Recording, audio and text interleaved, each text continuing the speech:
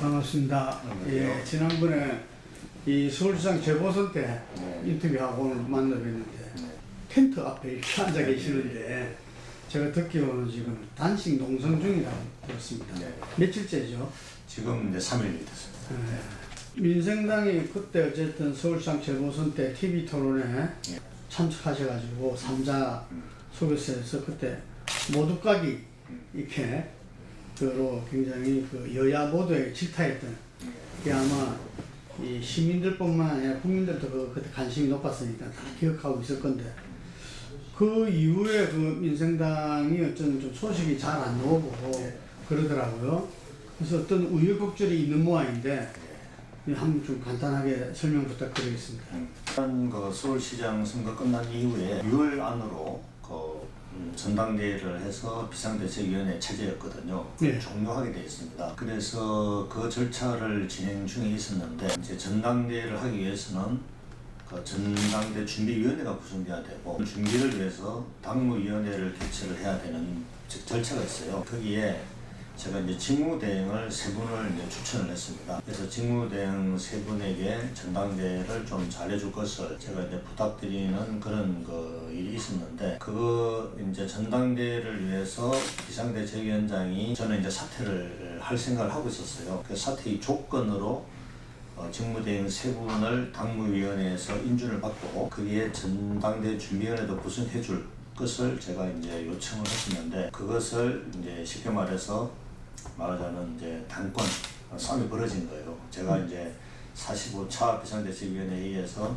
사퇴를 한 것이다, 이렇게 이제 해석을 하고, 저는 사퇴의 조건을 이야기했고 당무위원회에서 인준이 되면 그때 제가 공식적으로 사퇴를 하겠다, 이제 이런 생각을 가지고 있었는데, 그 사퇴라는 것을 쟁점을 둘러싸고 이제 이 말하자면 당내 이제 문제가 생기기 시작했습니다. 이제 비대위를 어떻게 보면은 그냥 셀프 인준을 해가지고 직무된 그 3분 중에 2분이 셀프 인준을 해서 비대위 체제를 좀 연장하려고 하는 그런 좀 의도가 있었고, 그래서 그런 의도 때문에 이렇게 되면 우리가 당원을 못 지키게 되니까 빨리 전당대회를 하자는 척이 이제 말하자면 내부 좀 충돌이 생겼어요. 그래서 지금은 6월 18일 날 그 전당대회가 불가능한 상황에서, 왜냐하면 당원 TV나 이런 게 다 그때 이제 뭐 오염되는 문제가 있었습니다. 그래서 그 중앙위원회를 통해서 선출된 당대표,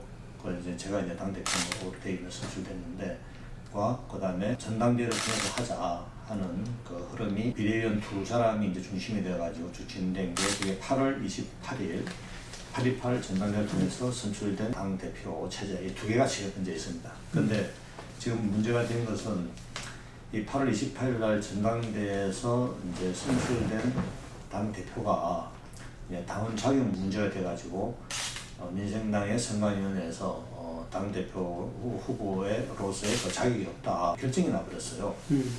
당선되신 분이. 그래서 그렇게 되면은 이제 재선거를 해야 되느냐, 아니면 뭐 차점자가 승계해야 되느냐, 이제 이런 문제 가지고 그 문제가 생겨버린 거예요. 그래서 최종적인 어쨌든 결론은 지금 현재 당대표 8.28 전당대회에서 당선된 당대표는 이제 무효라고 선관위에서 결정을 했고, 그 후속 조치가 이제 그 문제가 되고 있는 이런 상황인데, 결국 그렇게 되면서 전체적으로 전당대회 자체가 굉장히 이제 큰 이제 어떻게 보면 정당사의 전무후무한 파행으로 되어버린 거예요. 그래서 결국 그 양측 다 지금 선관위에서 등록이 지금 안 된 상태입니다. 6월 18일 날 제가 등록을 했는데, 그때 그 비대위원 2사람이 자기들 이름으로 등록을 해버려가지고 그걸 또 선관위에서 받아줬어요. 그래가지고 제가 이제 등록이 안 되고, 그리고 새로 당선된 당대표도 무효로 돼버렸기 때문에 또 등록이 안 되고, 그래서 양쪽 다 지금 등록이 안 돼가지고 지금 상당히 혼란에 빠져 있죠. 그럼 선관위에서는 지금 당을 대표하는 건 누구로 되는 거예요? 현재는 등록된 2사람은 2분 직무대행 2사람이 현재는 돼 있는데, 이게 비대위의 직무대행이 등록을 한 상태인데 8.28 전당대회를 통해서 비대가 이제 해산이 됐거든요. 그래서 사실상 그건 행정적으로 돼 있다 뿐이지, 실제 당 안에서는 그 2사람은 또 이제 그 자격이 없는 이런 상태로 되어 있죠. 그러니까 지금 이대로 그냥 가면은 법원의 판결을 기다려야만 되는. 그렇습니다. 근데 그게 이제 언제 될지도 모르고. 지금 뭐 하나는 행정소송 있고 또 본안소송 있고 또 즉시 항고돼 있는 상태가 있는데 빨리 나는 거는 한 2개월 정도 되지 않을까 싶은데 어쨌든 그런 상황도 있죠. 네, 그래서 이수봉 위원장께서 이제 큰 책임감을 느끼고 지금 석고대자하고 있는 거 아니겠습니까? 그래서 어떤 대안을 제시했습니까? 어쨌든 이제 이거 시시비비를 따지자면 저도 이제 굉장히 할 말이 많지만 그건 차치하고 지금 이제 어떻게 해야 될 거냐는 문제에 대해서 저는 뭐 굉장히 정말 이제 국민들이나 우리 당원들에게 정말 이제 큰 죄송하다는 그런 말씀을 드리고 싶은 생각이죠. 그래서 지금 민생당이 이렇게 내부에서 사퇴 수습을 못하면 뭐 대선도 그렇고 지방선거도 그렇고 하도 못하게 되고 민생당이 이제 정당으로 역할을 할 수가 없기 때문에 빨리 자 그러면 어쨌든 지금 기존에 저를 반대하고 전당대회를 추진했던 사람들도 지금 그 파행으로 문제가 드러났고 현실적으로 우리도 그러면 기득권을 다 내려놓겠다. 그러면 양측이 통합을 해서 그리고 통합의 목표는 혁신이죠. 어쨌든 민생당이 제3지대 정치 세력으로서 혁신을 해야만 살아날 수 있기 때문에 혁신 전당대회를 하자. 그러면 양측이 다 내려놓고 저부터 저는 어떤 지도부의 책임 있는 직책도 내가 맡지 않겠다. 이렇게 제가 선언을 해놓고 있습니다. 저는 이제 비상대표단의 이제 직책을 맡지 않겠다. 제가 통합해서 지도부 선출할 때 저는 직책을 맡지 않겠다고 선언을 했습니다. 전당대회를 다시 할 전당대회 할 때라도. 때, 예. 지금 이거는 어쨌든 당을 살리는 게 중요하다 생각을 하고 정말 제3지대에서 그렇게 고생을 하고 여기까지 왔는데 이게 지금 이렇게 무산되면 안 되기 때문에 어쨌든 서로가 내려놓지 않으면 문제가 해결이 안 되거든요. 그래서 그런 절절한 마음으로 이야기를 하는데 이게 이제 사실 정치에서는 사람의 어떤 심정이 다 왜곡이 될 수밖에 없잖아요. 그래서 그 안타까운 심정을 제가 이제 좀 곡기를 끊어서 전달하고자 그렇게 생각합니다.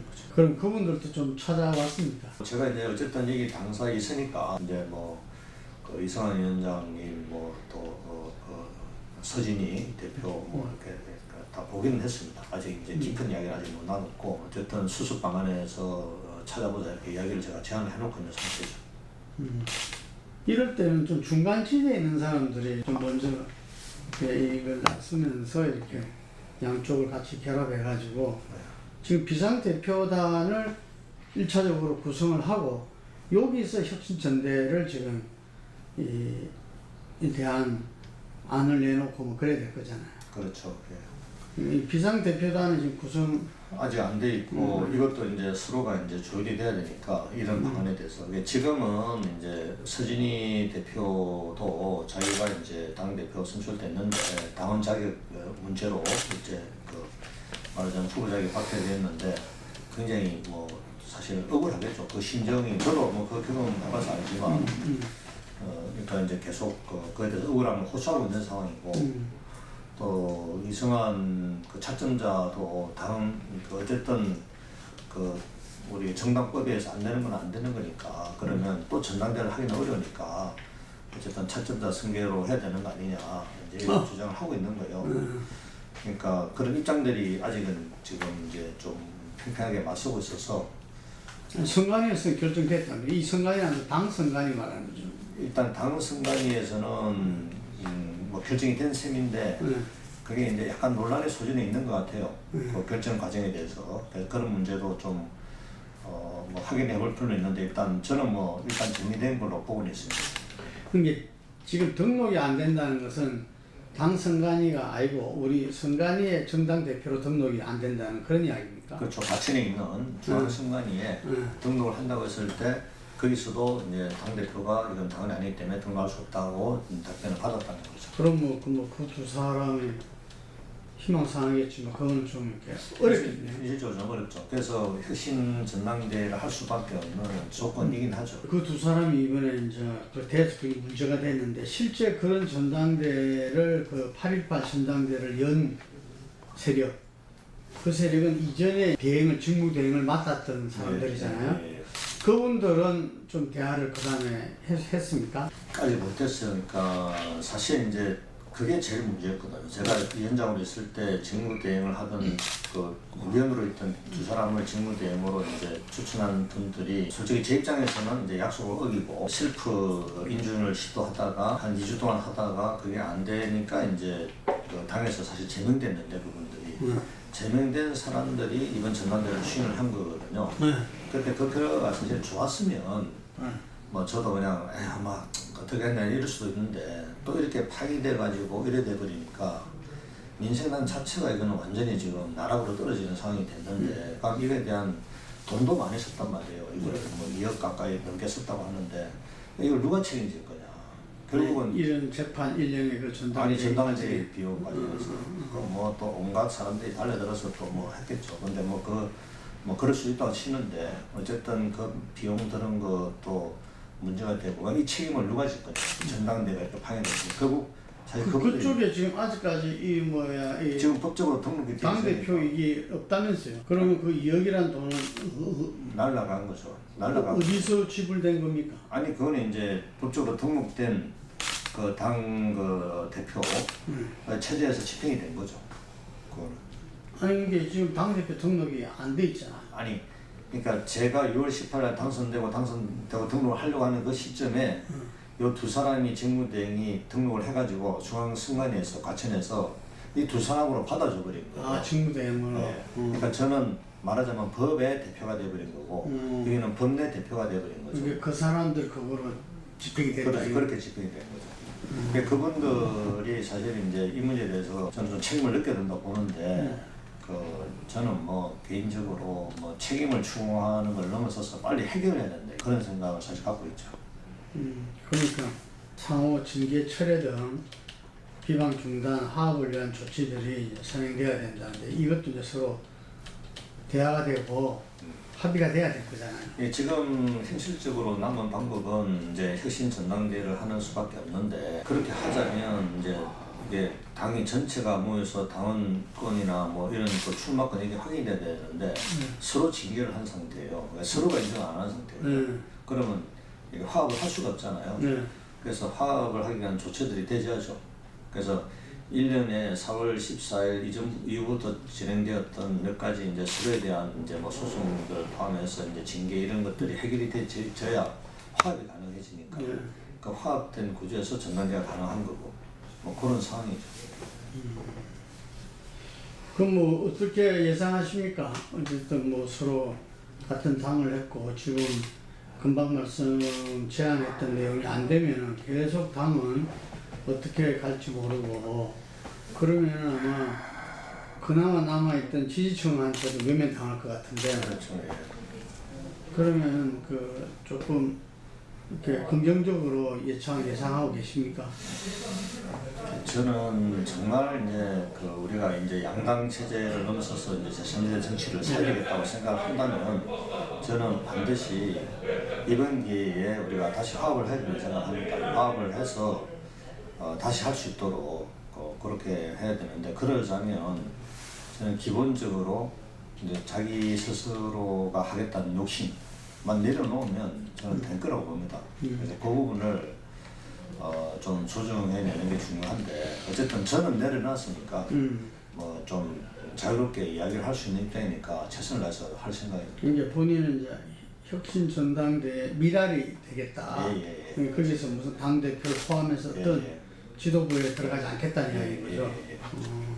뭐 그것도 이제 저쪽에 다 전달됐을 거잖아요. 뭐 아직 공식적으로 그 문제를 이야기를 한 상태는 아니고 이제 뭐 비공식적으로 그리고 그 입장을 제가 성명을 통해서 아예 공식화 시켰어요. 성명서 아예 그렇게 입장을 했기 때문에 제가 뭐 처리할 수도 없습니다. 하여간 거기 잘 좀 이렇게 이렇게 뜻이 서로 협상이 돼가지고 이렇게 민생당의 새로운 출발이 되기를 원하는데 지금 이제 그 우리 내년 대선판이 그 고발 사주 의혹으로 지금 이제 또 이 대선판이 법정으로 가고 있어요 지금.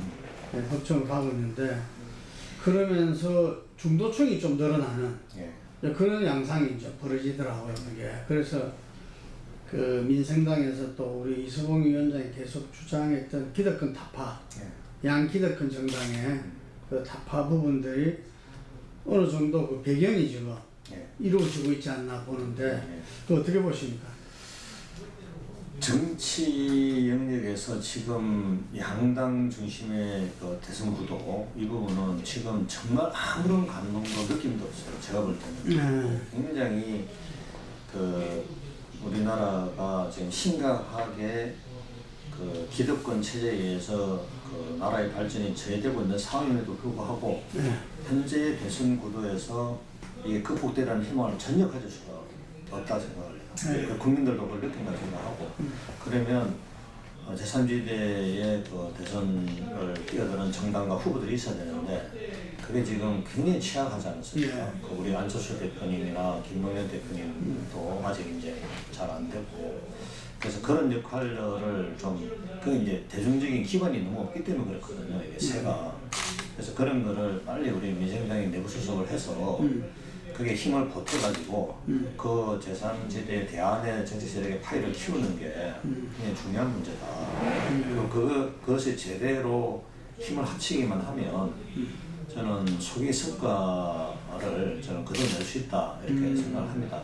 그러자면 지금 이제 민생당 내부 문제를 푸는 게 굉장히 중요하고 이 문제를 풀려면 정말 그 자기를 다 버리는 각오로 해야 가능하거든요.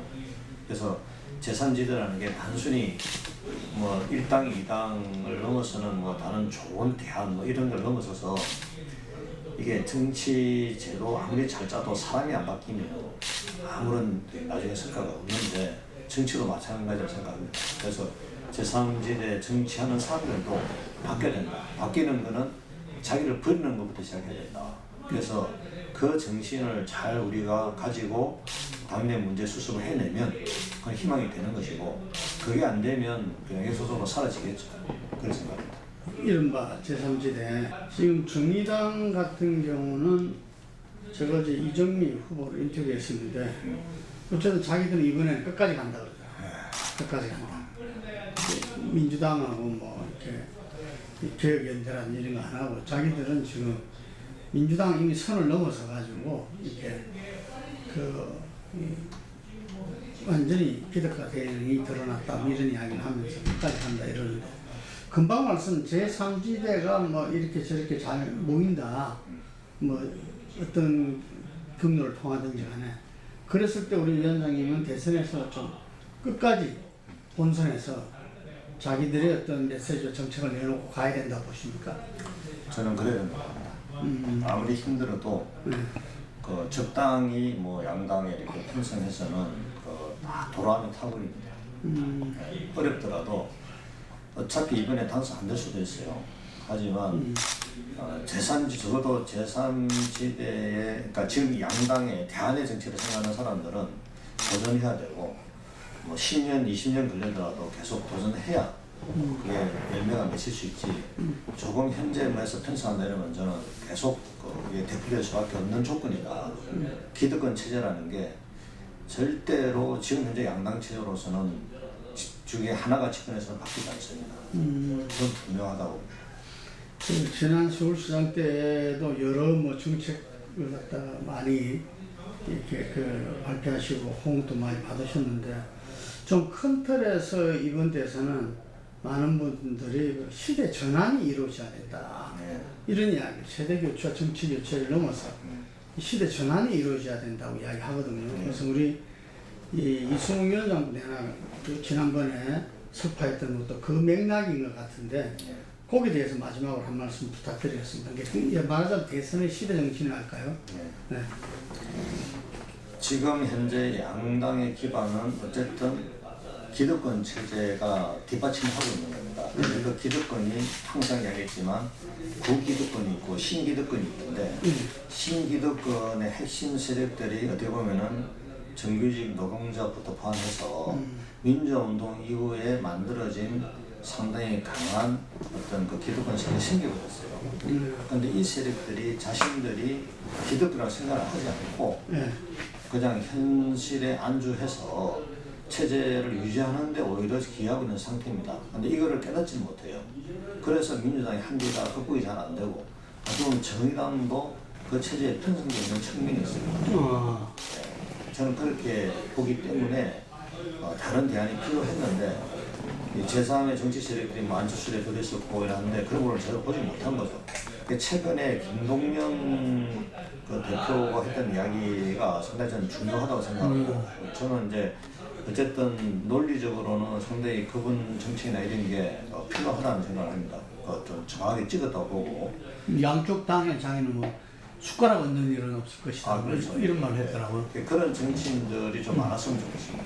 그래서 그런 정치 세력들이 아주 단호하게 그런 부분에 대해서 문제를 제기하고 지금 우리 한국의 사회 곳곳이 얼마나 썩었는가 정말 망해가고 있다고 하는 것을 현실적으로 잘 아는 사람들이 이제는 용감하게 나서가지고 이야기를 해야 된다. 다 썩어 있다. 지금 중국에도 썩어 있고 기업계도 정치계도 국계도 썩어 있는 줄 지금 모르고 있는 게 문제인데 그걸 썩어 있다고 이야기하는 사람이 나와야 되고 그 세력들이 집권을 위해서 뭐 이번 선거가 안 되면 무조건 다음 선거라도 도전하는 이런 정신을 가지고 지금 정치 운동을 해야 된다 이렇게 생각을 합니다. 그 이야기 들어보면은 이전에 2012년도처럼 이 진보연합 대 보수연합이 이렇게 1대1로 붙을 가능성은 없겠네요 보니까. 지금 중간 끝까지 간다고. 지금 진보와 보수 연합 전선은 저는 없다고 봅니다. 기득권 세력과 비기득권 세력의 대립 전선이 있는데 비기득권 세력의 대립 전선은 너무나 지금 그 주체가 미약하죠. 뭐 1%도 안 되죠. 저도 뭐 수시장 나가서 뭐 0.23% 이런 처참한 승리를 거뒀으니까요. 그게 다 제3지대 소위 그 비기득권 세력들이 다 분산되어 있었기 때문에 이번 대선에서는 이 세력들이 뭉쳐야 된다고 봅니다. 최소한이라도. 그래서 뭉치는 노력도 같이 우리 어떤 과제라고 볼 수가 있다 생각합니다. 어쨌든 간에 당이 좀 해결 실마리를 잡아야 이 여타 김동연 그 전부 총리라는 그렇죠. 이 서로 이야기도 나누고 뭐 이렇게 뜻을 모으기도 하고 뭐 이럴 건데 당이 지금 실마리를 잡지 못하니까 좀 만나기 좀 그렇겠네요. 그렇죠. 뭐 좀 집구석부터 정리가 잘 돼 있어야 되는 거고. 근데 이게 어떻게 하겠습니까? 뭐 그렇다고 이제 안 되면 안 되는 대로 또 어쨌든 정치 세력으로는 또 존재하니까 그런 세력끼리 또 그 연합을 해서 하는 방법도 찾아야 되고 뭐 그런 방법을 다양하게 연구를 해봐야죠. 하여간 지금 곧 추석이 있는데 며칠 안 남았지만 그 안에 빨리 해결되길 바라겠습니다. 네. 저도 시간이 없기 때문에 최대한 빨리 해결하려고 지금 이렇게 이제 하고 있는데 낙관하기는 좀 어렵긴 하지만 어쨌든 제 책임을 다할 생각입니다. 오늘 인터뷰 여기까지 하겠습니다. 건강하시기 바랍니다. 감사합니다.